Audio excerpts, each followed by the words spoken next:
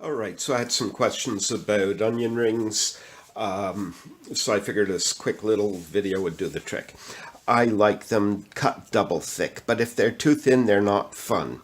So rather than make a thin single, I left this a triple, but this is a nice thick piece. I'm going to fry it off just for fun today.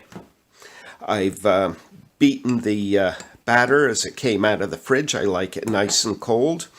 It's made with wheat flour. I like pastry flour. All-purpose is fine.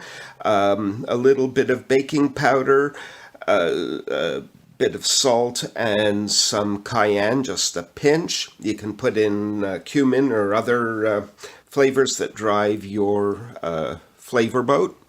And we're going to just take this over to the deep fryer. Okay, our deep fry is at about 365. Take this onion ring out of here, shake off the excess. You can see how the consistency is supposed to be. Okay. And we let it go until it's nice and golden brown, turning it once.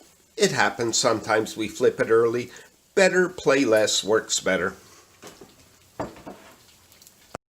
I realized I probably play with it more than I should, but it looks good to me, so I'm going to take it out.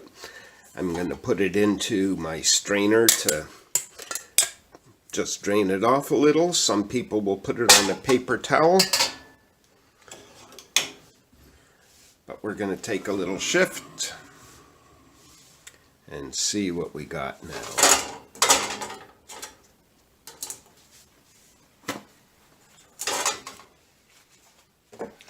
Is it crispy?